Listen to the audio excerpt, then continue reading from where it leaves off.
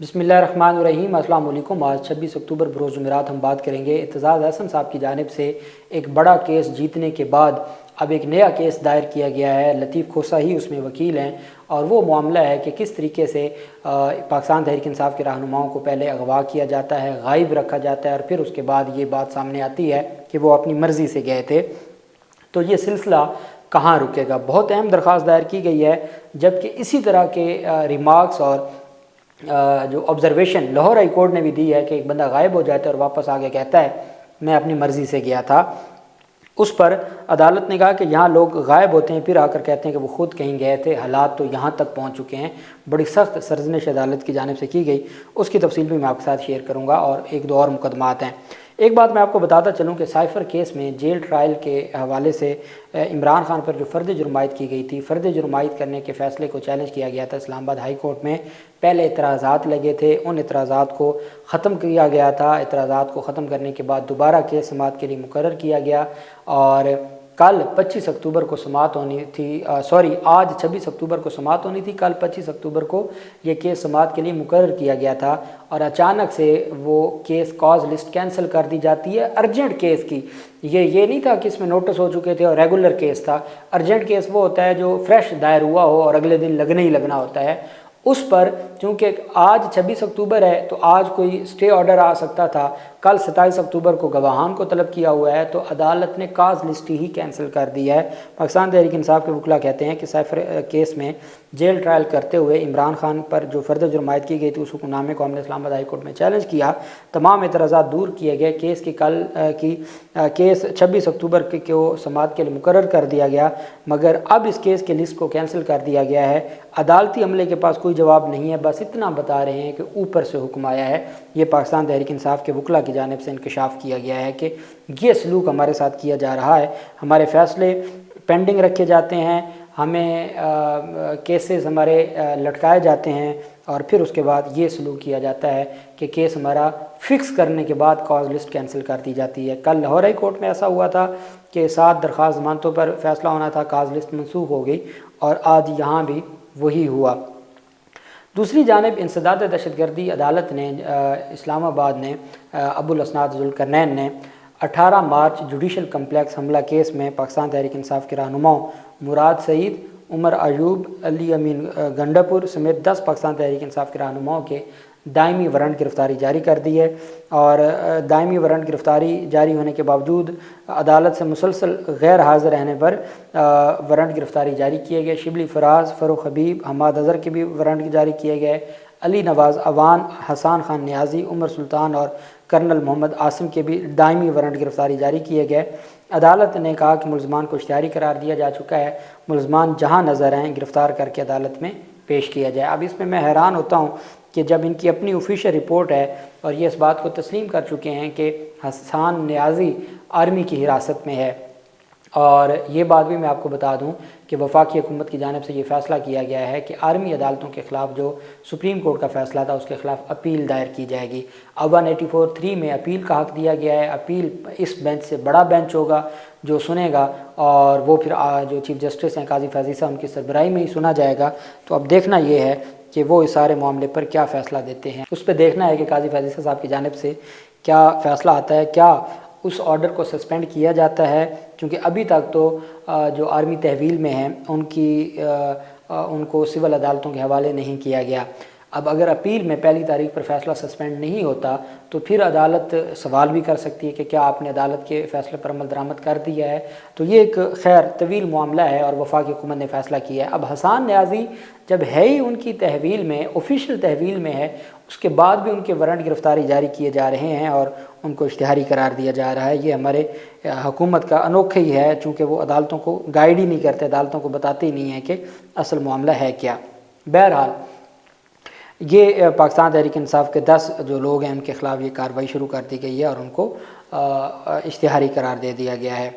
दूसरी तरफ जो अहम पेशरफ सामने आई है वो सुप्रीम कोर्ट ऑफ पाकिस्तान में फैज़ाबाद जो धरना केस है उसको समाअत के लिए मुकर्रर किया गया है और अदालत ने दोबारा नोटिस जारी कर दिए हैं। रजिस्ट्रार सुप्रीम कोर्ट की जानिब से अटॉर्नी जनरल समेत तमाम फ़रीक़ैन को नोटिस जारी कर दिए गए हैं, जिसके मुताबिक चीफ़ जस्टिस पाकिस्तान की सरबराही में कायम 3 रुकनी बेंच 1 नवंबर को फैज़ाबाद धरना नज़रसानी केस की समाअत करेगा। अदालत ने गुज़श्ता समाअत पर तमाम फ़रीक़ैन से तहरीरी जवाब तलब किया था कि आप क्यों वापस लेना चाहते हैं।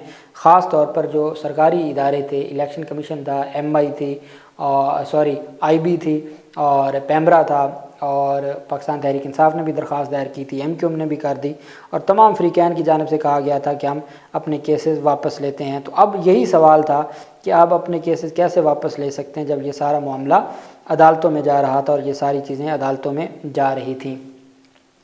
दूसरी जानिब जो अहम पेशरफ्त सामने आई है वो सुप्रीम कोर्ट ऑफ पाकिस्तान में दायर होने वाली दरख्वास्त है और सुप्रीम कोर्ट ऑफ पाकिस्तान में जो दरख्वास्त दायर हुई है उसमें एक चीज़ जो मैं आपको ज़रूर बताना चाहूँगा और जो बहुत रेलिवेंट है वो है लाल हवेली केस। लाल हवेली जो केस था जिसको सील किया गया था उस पर फिर अदालत की जानिब से बड़े सख्त अहकामात जारी किए गए थे और अदालत ने कहा था कि ये हमारे मुल्क में क्या चल रहा है, किस तरीके से निज़ाम को चलाया जा रहा है, क्या निज़ाम इस तरीके से चलते हैं जिस तरीके से आप ज़बरदस्ती चला रहे हैं।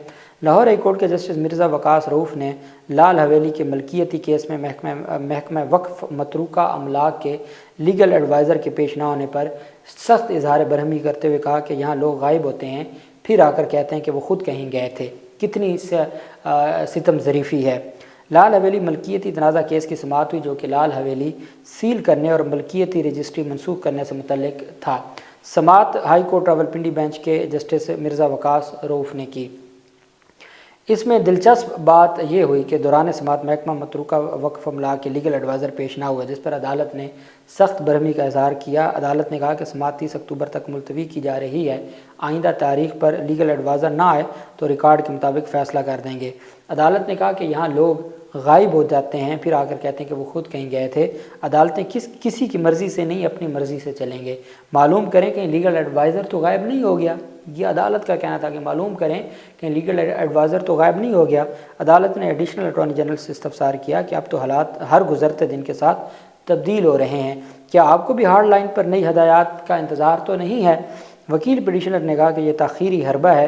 शेख रशीद के वकील दलाइल मुकम्मल कर चुके हैं और ये सिर्फ इस मामले को लटकाना चाहते हैं और सिर्फ इस मामले को लिंगर ऑन करने के लिए इन्होंने ये सारा कुछ किया है, नहीं तो जो केस था वो तो बहुत वाज़ेह था। इस पर जस्टिस मिर्ज़ा वकास ने कहा कि हम क्यों सिस्टम के साथ खेल रहे हैं। मिर्ज़ा वकास रऊफ़ साहब ने कहा हम क्यों सिस्टम के साथ खेल रहे हैं। अब उसमें जो इनका ब्लेंडर पकड़ा गया, चेयरमैन मतरूका वक्फ़ अमलाक, अदालत ने कहा कि बादी नज़र में लगता है कि चेयरमैन ने शफाफ कार्रवाई नहीं की शेख रशीद की लाल हवेली सील करते हुए। अदालत ने कहा कि जिस दिन चेयरमैन ने फ़ैसला किया उस दिन चेयरमैन का अपना नोटिफिकेशन ही नहीं हुआ था। जैसे मैंने आपको बताया था, नैब का प्रोसिक्यूटर जनरल नवाज शरीफ के केस में पेश हो आया और कह आया कि जनाब इनको हिफाजती ज़मानत दे दें या इनकी अपीलें बहाल कर दें, हमें एतराज़ नहीं है। वो उस समाअत के बाद उनकी नोटिफिकेशन बतौर तैनाती का नोटिफिकेशन तब जारी हुआ और हमारा निज़ाम है किसी ने उनसे पूछा नहीं। यहाँ क्या हुआ कि चेयरमैन की तकर्री का नोटिफिकेशन 18 अक्टूबर में हुआ जबकि उसने फ़ैसला 14 सितंबर को कर दिया। तकर्री का नोटिफिकेशन 18 अक्टूबर को हो रहा है और लाल हवेली सील करने का उसी शख्स ने बतौर चेयरमैन मतरूका वक्फ़ अमलाक 14 सितंबर को फ़ैसला कर दिया और उसके 1 माह 4 दिन बाद उसकी तकर्री का नोटिफिकेशन जारी हुआ। अदालत ने रिमार्क्स दिए कि चेयरमैन की तकर्री से पहले कैसे फ़ैसला कर सकता है, हम क्यों सिस्टम के साथ खेल रहे हैं। आजकल तेज़ी से हालात बदल रहे हैं, जो बात अभी गलत है थोड़ी देर बाद सही हो जाएगी। तो अदालत ने कहा कि ये अटॉर्नी जनरल को अदालत ने हदायत की और कहा कि अब ताज़ा हदायत लेकर आएँ और ताज़ा हदायत से यही मुराद होगा कि चूँकि अब तो उसने एक तरह की इंटरव्यू भी दे दिया है और अब इंटरव्यू देने के बाद तो उनके ऊपर जो मामलात हैं वो बेहतर होने चाहिए। तो क्या अब भी वही हालात हैं? अदालत मेरे ख्याल में तो यही पूछना चाहती थी कि अब भी क्या वही हालात हैं उनके। अब उन्होंने इंटरव्यू दे दिया है, इंटरव्यू देने के बाद भी यही सूरत हाल है और क्या कोई तब्दीली आई है या नहीं आई, ये अदालत की जानिब से पूछा जा रहा था। तो मैं समझता हूँ कि ये एक बड़ा अहम अदालत के रिमार्क्स थे। दूसरी जानिब एतजाज़ हसन साहब ने आर्मी अदालतों के ख़िलाफ़ जो दरख्वास्तें थीं वो एक इंतहाई अहम केस कामयाबी से जीता और उसको जीतने के बाद एक नई दरख्वास्त दायर की है। सुप्रीम कोर्ट में तहरीक इंसाफ के रहनुमाओं की गुमशुदगी से मुतल्लिक़ दरख्वास्त दायर की गई है। एतजाज़ हसन साहब ने लतीफ़ खोसा के ज़रिए सुप्रीम कोर्ट में दायर दरख्वास्त में हाजिर सर्विस जज की सरबराही में कमीशन बनाने की इस्तदा की गई है जो तहरीक इंसाफ के रहनुमाओं के लापता होने से मुतल्लिक़ तहकीकात करेगा। درخواست میں کہا گیا ہے کہ کمیشن جائزہ لے لاپتہ ہونے والے رہنما کہاں تھے اور واپس آنے والے رہنماؤں کی سیاسی وفاداریاں تبدیل کرنے کے کیا محرکات ہیں۔ درخواست میں عمران ریاض کو، صداقت عباسی کو، شیخ رشید کو، فروخ حبیب کو، عثمان ڈار کو، اعظم خان کو اور محمد خان بھٹی کو ان کا حوالہ دیا گیا ہے۔ درخواست میں وفاق کو، چاروں صوبائی حکومتوں کو اور چاروں پولیس کے سربراہان کو فریق بنایا ہے۔ یہ درخواست دائر کی گئی ہے پاکستان تحریک انصاف کے۔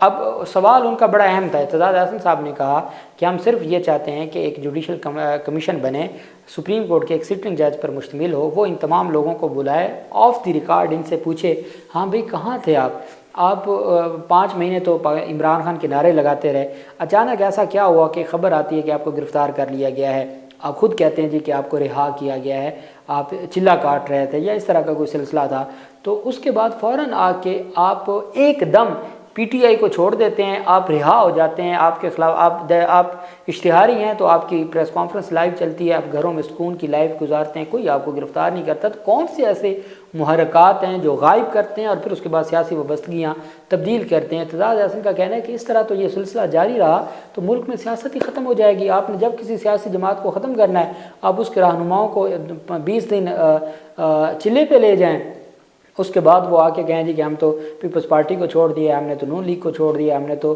پاکستان تحریک انصاف کو چھوڑ دیا، تو یہ تو آپ اپنا پورا جو سیاسی نظام ہے وہ تباہ و برباد کر دیں گے۔ تو پھر اس طریقے سے کیسے معاملات چلیں گے؟ کوئی تو ہو جو اس کے اوپر ایکشن لے، اس معاملے کی تہ تک جائے کہ ہمارا تو سیاسی نظام، سیاسی عدم استحکام تب تک ختم نہیں ہوگا جب تک سیاسی نظام بہتر نہیں ہوگا، تو سیاسی نظام ہمارا بربادی کی طرف جا رہا ہے، کوئی تو اس کے اوپر توجہ دے۔ تو یہ درخواست دائر کی گئی ہے، اب بہت اہم درخواست ہے، جو بھی تفصیلات ہوں گی آپ کے ساتھ شیئر کرتے رہیں گے۔ اللہ پاک پاکستان کامیاب و ناصر ہو۔ بہت شکریہ، اللہ حافظ، پاکستان زندہ باد۔